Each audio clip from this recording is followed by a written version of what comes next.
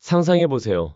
아침에 눈을 떴는데 파도 부서지는 소리가 들립니다. 그런데 그 소리가 해변 가까이에서 나는 게 아니라 바로 내 방 아래에서 들린다면요? 발코니에 나가면 숨이 멎을 듯한 경치가 펼쳐지는데 그만큼이나 아찔한 건 수백 미터 아래로 바로 떨어지는 절벽이죠.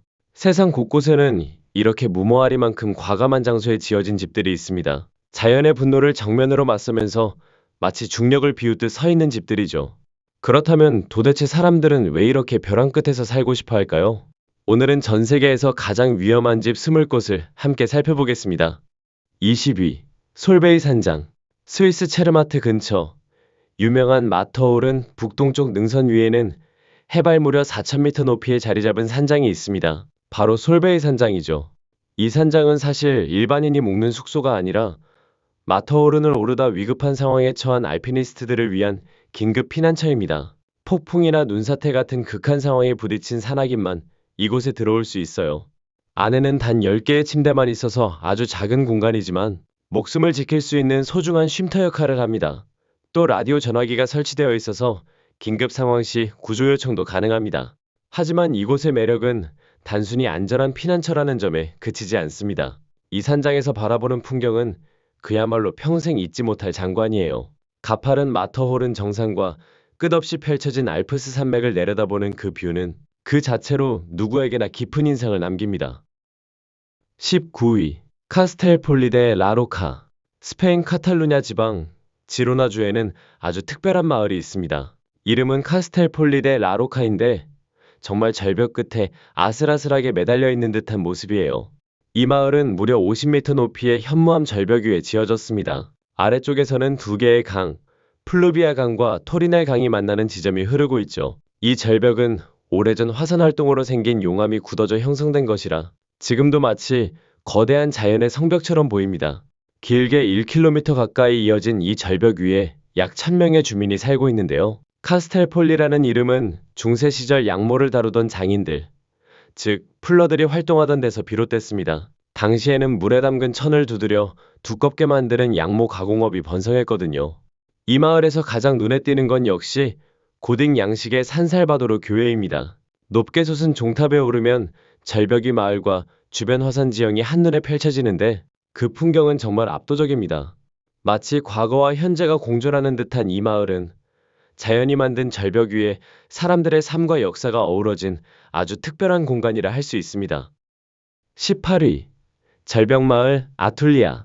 중국 스촨성에는 정말 믿기 힘든 곳에 자리 잡은 마을이 있습니다. 이름은 아툴리아인데 해발 약 1400m 높이에 위치해 있고 바로 아래로는 800m나 되는 낭떠러지가 펼쳐져 있어요. 그야말로 절벽 끝 마을이죠. 이곳에는 약 80가구 정도가 오랫동안 살아왔습니다. 그런데 문제는 외부와 연결되는 길이 없었다는 거예요. 마을 사람들이 세상과 이어지는 유일한 방법은 대나무와 덩굴로 만든 17개의 사다리뿐이었습니다. 그 사다리를 타고 올라가야만 식량을 사러 가거나 병원에 가고 아이들이 학교에 갈 수 있었어요. 하지만 너무 위험해서 수많은 사람들이 목숨을 잃기도 했습니다. 이 마을이 세상에 널리 알려진 건 2016년. 한 기자가 절벽 위의 마을이라는 제목으로 충격적인 보도를 내면서부터였습니다. 이후 중국 정부가 나서서 위험한 덩굴 사다리를 모두 철제 사다리와 안전난간으로 교체했죠. 그리고 2020년에는 주민들을 위해 절벽 아래 도시에 새 아파트 단지를 지어주면서 많은 사람들이 훨씬 안전하고 편리한 생활을 하게 되었습니다. 그렇지만 여전히 아툴리아라는 이름은 극한 환경 속에서도 꿋꿋하게 살아온 사람들의 상징처럼 남아 있습니다. 17위. 낙수장. 1930년대 전설적인 건축가 프랭크 로이드 라이트는 그의 대표작 중 하나로 꼽히는 집을 설계했습니다. 바로 미국 펜실베이니아주에 위치한 낙수장입니다.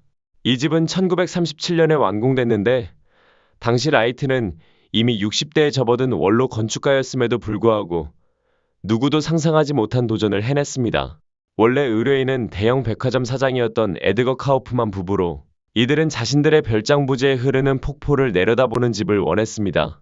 그런데 라이트는 전혀 다른 선택을 했습니다. 단순히 폭포가 보이는 곳에 짓는 대신 집을 아예 폭포 위에 걸쳐 세운 것이죠. 덕분에 집 아래 있으면 폭포 소리가 늘 들려오고 건물 자체가 자연의 일부처럼 느껴지게 설계되었습니다. 건물은 지역에서 채취한 석재와 철근 콘크리트를 활용해 튼튼하게 지어졌습니다. 특히 폭포 위로 뻗어나간 캔틸레버 구조의 테라스는 마치 공중에 떠 있는 듯한 인상을 주며 당시로서는 혁신적인 설계였습니다. 1963년 카우프만 가문이 이 집과 주변 600헥타르의 숲을 보존단체에 기증하면서 낙수장은 일반에 공개되었고 지금은 세계적인 건축 명소가 되었습니다.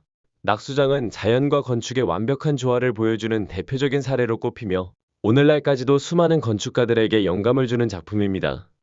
16위 코로와이족의 나무 위 집. 인도네시아 파푸아의 깊은 밀림 속에는 세상과 거의 단절된 채 살아가는 코로와이족이 있습니다. 이들은 1974년 네덜란드 선교사들이 처음 접촉하기 전까지는 외부 세계와 아무런 교류도 없이 살아왔어요.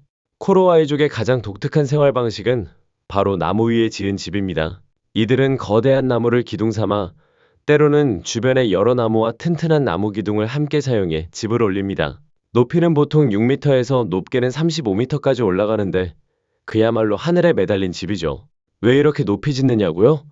이유는 두 가지입니다. 첫째, 맹수나 해충 같은 자연의 위험으로부터 자신을 지키기 위해서입니다. 둘째, 다른 부족과의 충돌을 피하고 마을을 안전하게 지키려는 목적도 있습니다. 코로와이족은 전통적인 사냥과 채집으로 살아가지만 최근에는 조금씩 변화를 받아들이고 있어요.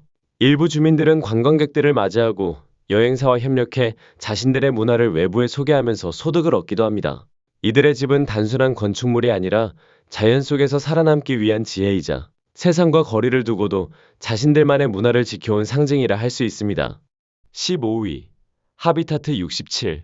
1960년대 캐나다 맥길 대학교 건축학과 학생이었던 모셰 사프디라는 젊은 건축가는 도시에 사는 방식을 완전히 새롭게 바꿔보고 싶었습니다. 그의 아이디어는 입체적인 모듈식 건축을 통해 기존 아파트 구조의 단조로움을 깨뜨리는 것이었죠. 그 결과물로 탄생한 것이 바로 하비타트 67입니다. 1967년 몬트리올 엑스포를 계기로 지어진 이 건축물은 당시로서는 혁신 그 자체였어요. 건물은 약 354개의 큐브 모양 콘크리트 블록으로 구성되어 있습니다. 각 블록은 대략 55제곱미터 정도 크기에 무게만도 90톤에 달하죠. 그런데 이 블록들을 단순히 층층이 쌓은 게 아니라 계단식 피라미드 형태로 어긋나게 배치했습니다. 덕분에 입주민들은 각각의 집에서 탁 트인 전망과 개별적인 테라스를 누릴 수 있었어요. 원래 사프디의 꿈은 1000가구 규모였지만 현실적인 제약으로 158세대만 지어졌습니다. 그럼에도 이 실험적인 건물은 도시주거의 새로운 가능성을 보여줬습니다. 다만 유지비가 너무 많이 들고 분양가도 비싸서 일반인들이 쉽게 살 수 있는 곳은 아니었죠. 그럼에도 불구하고 하비타트 67은 지금까지도 20세기 현대 건축의 상징적인 작품으로 남아 있습니다. 도시에 사는 방식에 자연과 공동체라는 개념을 결합하려 했던 사프디의 비전이 고스란히 담겨 있기 때문입니다. 14위 메테오라 수도원. 그리스 테살리아 지방에는 마치 하늘에 떠 있는 듯 보이는 장엄한 수도원들이 있습니다. 바로 메테오라 수도원이죠. 메테오라라는 이름 자체가 공중에 매달린이라는 뜻인데 이름처럼 이 수도원들은 6천만 년 전 형성된 거대한 바위 기둥 위에 지어져 있습니다. 바위 봉우리들이 마치 하늘로 솟아오른 수호자처럼 서 있고 그 위에 수도원이 올려져 있으니 보는 순간 경외감이 절로 듭니다. 13세기와 14세기의 외부 침략을 피해 은둔과 평화를 찾던 수도사들이 이 험준한 절벽 위에 수도원을 세우기 시작했습니다. 전성기에는 무려 21개의 수도원이 이곳에 세워졌지만 현재는 6곳만 남아 여전히 활동하고 있습니다. 처음에는 오르는 길조차 거의 불가능했습니다. 긴 사다리나 밧줄망을 이용해 올라가야 했고 위기 상황이 닥치면 수도사들이 아예 사다리를 거두어 올려 외부의 접근을 차단했습니다. 그야말로 철저한 고립 속에서 기도와 명상을 이어간 것이죠. 가장 유명한 수도원 중 하나는 대메테오라 수도원으로 1356년에서 1372년 사이에 건립됐습니다. 당시 정치적 혼란 속에서 이곳은 수도사들에게 피난처이자 영적인 성소가 되었습니다. 오늘날은 도로와 계단이 정비되어 접근이 한결 수월해졌지만 여전히 이곳을 찾으면 하늘과 가까워진 듯한 고요함을 느낄 수 있습니다. 자연과 인간의 신앙이 어우러진 경이로운 장소라고 할 수 있죠. 13위 판징산 황금봉우리 사원. 중국 구이저우성에는 정말 믿기 힘든 절경 속에 자리 잡은 사원이 있습니다. 바로 판징산의 황금봉우리 사원이에요. 중국어로는 홍인진딩, 즉 붉은 구름 위의 황금봉우리라고 불리기도 합니다. 이곳은 해발 수천 미터 높이의 가파른 봉우리 위에 세워져 있습니다. 사원은 두 부분으로 나뉘는데 하나는 부처의 깨달음을 상징하는 불전, 다른 하나는 밝은 미래의 약속을 의미하는 묘전입니다. 두 건물은 협곡 사이를 가로지르는 아주 좁은 돌다리로 연결되어 있는데 그 다리를 건너는 순간은 단순한 이동이 아니라 마치 영적인 의식을 치르는 듯한 체험이라고들 합니다. 이 사원은 당나라 시대, 즉 7세기에 처음 세워졌습니다. 이후 수많은 세월 동안 불교 신자들의 순례지로 이어져 왔고 오늘날까지도 많은 이들이 이곳을 찾습니다. 문제는 이곳에 오르기까지의 길이 결코 쉽지 않다는 겁니다. 봉우리까지 가려면 수많은 계단을 따라 가파른 산길을 올라야 하고 마지막 구간은 거의 절벽에 새겨진 계단을 붙잡고 올라야 할 정도죠. 하지만 그 고생 끝에 정상에 서면 발 아래 끝없이 펼쳐진 산맥과 구름바다가 환상적으로 맞아주며 그 어떤 여행보다 값진 보상을 안겨줍니다. 판징산 황금봉우리 사원은 단순한 건축물이 아니라 인간의 신앙심이 어떻게 자연의 한계를 뛰어넘는지를 보여주는 살아있는 증거라고 할 수 있습니다. 12위. 유럽의 문타워.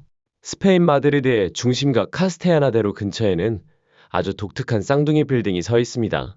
바로 유럽의 문타워인데요. 보통은 게이트 오브 유럽 타워라고도 불립니다. 이 두 건물은 단순히 마주보고 서 있는 게 아니라 무려 15도 각도로 기울어져 있는 게 특징입니다. 멀리서 보면 마치 서로 맞부딪히려는 듯한 모습이어서 보는 이들마다 감탄을 자아내죠. 이 기발한 디자인은 세계적인 건축가 필립 존슨과 스페인 건축가 엘리케 알바레스 소토가 함께 만들어낸 결과물입니다. 기울어진 구조는 단순히 독특함을 노린 게 아니라 마드리드 도심 속 제한된 공간을 최대한 활용하려는 목적도 있었습니다. 또 근처에 있는 레알 마드리드의 홈구장 산티아고 베르나베우 경기장의 시야를 가리지 않기 위한 배려이기도 합니다. 각 타워는 26층 규모에 전체 면적은 약 5만 5천 제곱미터에 달합니다. 내부에는 사무실, 상점, 레스토랑 등이 입주해 있어 단순한 랜드마크가 아니라 실제 생활 공간이기도 하죠. 밤이 되면 두 타워는 조명이 켜져 마드리드 야경에 또 다른 활력을 불어넣습니다. 덕분에 영화 본 아이덴티티나 007 레버다이 같은 작품에도 등장하며 현대 마드리드를 대표하는 상징적인 건축물로 자리매김했습니다. 유럽의 문타워는 건축은 단순히 공간을 만드는 게 아니라 도시의 풍경과 이야기를 바꿀 수 있다는 걸 잘 보여주는 사례라고 할 수 있습니다. 11위. 리히텐슈타인 성.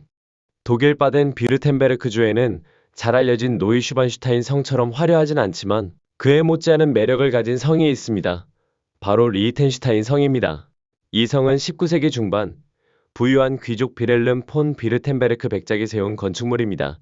계기는 흥미로워요. 그는 리히텐슈타인이라는 성이 등장하는 한 소설을 읽고 깊은 감명을 받았고 실제로 그 소설 속 성을 현실에 구현하고 싶어 했던 겁니다. 그래서 기존에 있던 옛 성터 위에 새로운 성을 세우게 되었죠.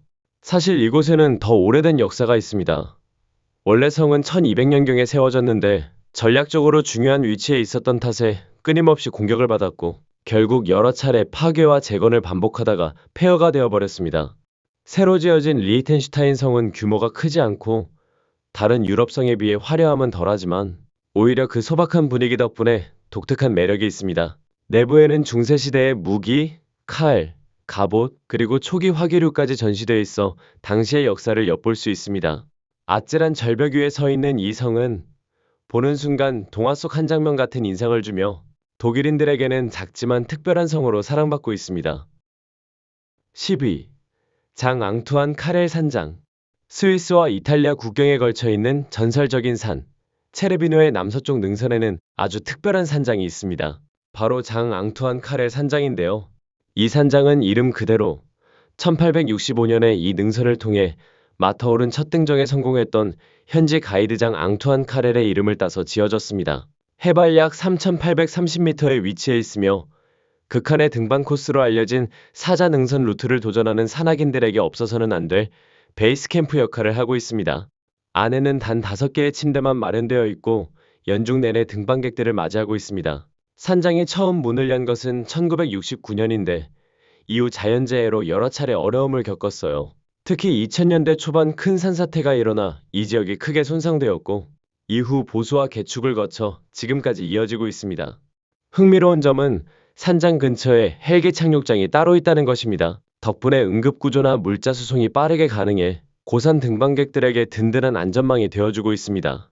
이 산장은 단순히 휴식 공간을 넘어 세계적으로 가장 위험하면서도 매혹적인 산인 마터호른에 도전하려는 이들에게 희망과 긴장감을 동시에 주는 상징적인 장소라고 할 수 있습니다.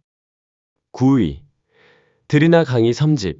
세르비아의 작은 도시 바이나 바슈타 근처 드리나 강 한가운데에는 정말 믿기 힘든 집이 하나 서 있습니다. 바로 드리나 강이 섬집으로 불리는 곳이에요.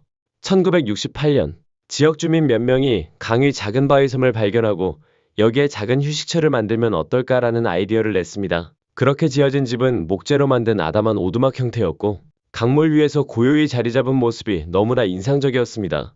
하지만 문제는 이 집이 자리한 곳이 홍수와 폭풍의 길목이라는 겁니다. 수십 년 동안 강한 비바람과 범람을 수차례 겪었고 그때마다 집이 무너지고 다시 세워지기를 반복했습니다. 심지어 일부는 관광객들의 호기심 때문에 훼손되기도 했습니다. 그럼에도 불구하고 오늘날 이 섬집은 여전히 꿋꿋하게 서 있으며 자연의 힘 앞에서 인간의 끈기를 상징하는 명소로 자리 잡았습니다. 전기나 수도 같은 편의 시설은 전혀 없지만 오히려 그 단순함 덕분에 특별한 매력을 지니고 있죠. 지금은 세계 곳곳에서 관광객들이 찾아와 사진을 찍고 감탄하는 세르비아의 숨은 명소이자 상징적인 랜드마크가 되었습니다. 8위. 엘리다이 섬의 고립주택. 아이슬란드에는 오래전부터 사람들의 호기심을 자극해온 외딴 섬이 있습니다. 바로 엘리다이 섬인데요. 이 작은 섬은 거센 바람이 몰아치는 북대서양 한가운데에 덩그러니 떠 있고 그 위에 단 한 채의 집만 지어져 있습니다. 18세기 무렵 한 가족이 더 외딴 삶을 원해 이곳에 집을 세웠다는 기록이 전해집니다. 이후 여러 가문이 번갈아 살았지만 1930년대에 결국 완전히 버려졌습니다. 그 뒤로 이 집은 전설처럼 남아 사람들의 상상력을 자극했죠. 팝 가수 비욘이 비밀리에 소유하고 있다거나 억만장자가 좀비 아포칼립스를 대비해 만든 은신처다 같은 소문이 돌기도 했습니다. 하지만 사실은 조금 더 현실적이에요. 지금 이 집은 아이슬란드 사냥협회에서 관리하는 사냥 오두막으로 뻐꾸기와 바다새 사냥을 위해 사용되는 곳입니다. 문제는 이곳이 워낙 고립되어 있다 보니 전기수도 배관이 전혀 없는 불편한 환경이라는 겁니다. 오직 사냥 시즌에만 일부 사람들이 들를 뿐 상시 거주하는 이는 없습니다. 그럼에도 불구하고 이 외딴 집은 세상과 완전히 단절된 삶이 어떤 모습일까라는 상상을 불러일으키며 아이슬란드의 미스터리한 명소로 남아 있습니다. 7위. 타카스기안 다실. 일본 나가노현 진호시에 있는 아주 독특한 건축물, 이름하여 타카스기안이라는 다실이 있습니다. 이름 그대로 너무 높이 지어진 다실이라는 뜻인데요. 그 말처럼 정말 두 그루의 큰 밤나무 위에 위태롭게 얹혀 있습니다. 이 다실은 일본 건축가 후지모리 테루노부가 직접 설계하고 지은 개인적인 휴식처입니다. 그는 전통 일본 건축의 요소와 기발한 상상력을 섞는 걸로 유명한데 타카스기아는 그 대표적인 작품이죠. 건물에 들어가려면 우선 나무에 기대 놓은 긴 사다리를 타고 올라가야 합니다. 중간쯤에서 신발을 벗고 다시 올라가면 작은 다다미 방이 나오는데 여기서 손님들과 함께 차를 마실 수 있도록 꾸며져 있습니다. 내부는 소박하지만 전통적인 분위기가 살아있습니다. 흰 회벽과 대나무 다다미가 깔려있고 작은 창문을 통해 바깥 풍경을 내려다보면 마치 하늘에서 차를 마시는 듯한 기분을 느낄 수 있습니다. 타카스기아는 단순히 다실이 아니라 자연 속에서 인간이 어떻게 전통과 창의성을 조화시킬 수 있는지를 보여주는 상징적인 건축물이라고 할 수 있습니다. 6위. 캐모스피어 하우스. 미국 캘리포니아주 로스앤젤레스에는 마치 영화 속에나 나올 법한 집이 있습니다. 이름은 캐모스피어 하우스인데요. 얼핏 보면 우주선이 언덕 위에 착륙해 있는 듯한 모습이에요. 이 집은 1960년대에 건축가 존 라우트너가 설계했습니다. 그는 프랭크 로이드 라이트의 제자로 과감하고 미래적인 건축으로 유명했는데 캐모스피어 하우스는 그의 대표작 중 하나입니다. 건물은 220제곱미터 정도 크기의 팔각형 구조로 단 하나의 두꺼운 콘크리트 기둥 위에 세워져 있습니다. 기둥 두께는 약 1.5m에 불과하지만 경사 45도의 언덕 위에서 집 전체를 떠받치고 있어요. 이 방식은 단순히 멋을 위한 게 아니라 지진과 폭우가 잦은 로스앤젤레스의 지형적 특성을 고려한 혁신적인 해법이었습니다. 깊게 땅속에 박힌 기둥 덕분에 집은 튼튼하게 버틸 수 있었죠. 그 독특한 디자인 덕분에 캐모스피어 하우스는 오랫동안 할리우드 영화와 드라마의 단골 촬영지로 쓰였습니다. 2004년에는 로스앤젤레스시에서 공식적으로 역사문화 기념물로 지정되기도 했습니다. 지금도 많은 사람들이 이 집을 보며 어떻게 이런 구조가 가능할까? 감탄하며 현대 건축의 상징 같은 존재로 여깁니다. 5위, 호랑이 둥지 수도원. 부탄에는 세상에서 가장 경이로운 수도원 중 하나가 있습니다. 이름은 호랑이 둥지 수도원인데 해발 약 3,120m 높이의 절벽에 매달린 듯 지어져 있어요. 아래로는 울창한 8호 계곡이 펼쳐져 있어서 보는 순간 숨이 멎을 만큼 압도적입니다.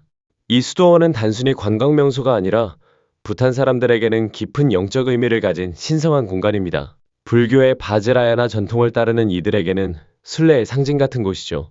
호랑이 둥지라는 이름은 9세기 전설에서 비롯됐습니다. 불교의 중요한 인물인 파드마 삼바바가 이곳에 도착할 때 호랑이로 변한 여인의 등에 올라 날아왔다는 이야기가 전해져 내려옵니다. 그 후 그는 이 절벽의 동굴에서 3개월간 명상을 하며 악령을 물리치고 불법을 전파했다고 해요. 현재 수도원 건물은 1692년에 세워졌습니다. 티베트 불교 지도자인 텐진 라부자가 파드마 삼바바의 유산을 기리기 위해 건립한 것이죠. 수도원 주변에는 전설과 연결된 13개의 동굴이 있어 지금도 많은 불자들이 명상과 기도를 위해 찾습니다. 이곳은 단순히 절벽 위의 건축물이 아니라 부탄의 역사 문화 신앙이 한데 모인 상징적인 공간이라 할 수 있습니다. 실제로 방문해보면 세상 끝에 매달린 듯한 느낌이라는 말이 절로 나올 정도라고 해요. 4위, 카츠키 기둥 수도원. 조지아 서부, 카츠이라는 마을 근처에는 하늘을 찌를 듯 솟아오른 거대한 석회암 기둥이 있습니다. 높이는 약 40m 정도로 꼭대기에는 믿기 힘든 건물이 서 있는데요. 바로 카츠키 기둥 수도원입니다.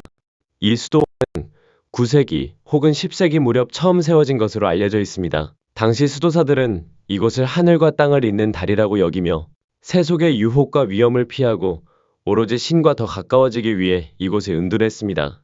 기둥 위에는 작은 예배당, 지하 납골당, 간단한 저장고와 방이 마련되어 있었고 수도사들은 최소한의 물자만 가지고 극도로 절제된 삶을 살았습니다. 오로지 기도와 명상, 신과의 교감을 위해서였죠. 놀라운 건 이곳은 오랫동안 거의 외부인의 접근조차 불가능한 장소로 남아 있었다는 겁니다. 20세기 중반에 들어서야 연구자들이 본격적으로 관심을 갖고 탐사에 나섰고 1999년에야 정식으로 학문적 조사와 보존 작업이 이루어졌습니다. 오늘날에도 일부 수도사들이 이곳에서 수도 생활을 이어가고 있으며 여전히 사람들에게는 신비와 경외의 상징으로 남아 있습니다. 절벽 꼭대기에 서 있는 작은 수도원은 보는 이들로 하여금 인간의 믿음이 어디까지 닿을 수 있는가라는 질문을 던지게 합니다. 3위, 우호조크 아파트. 네덜란드 암스테르담에는 좁은 도심 공간을 극복하기 위해 지어진 아주 독창적인 건축물이 있습니다.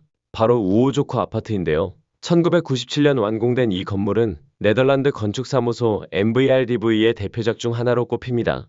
당시 목표는 100세대를 수용할 수 있는 주택을 지으면서도 인근 주민들이 햇빛을 충분히 받을 수 있도록 보장하는 것이었습니다. 그런데 건축 부지의 제약 때문에 전통적인 방식으로는 이 두 가지 조건을 동시에 만족시키기가 불가능했죠.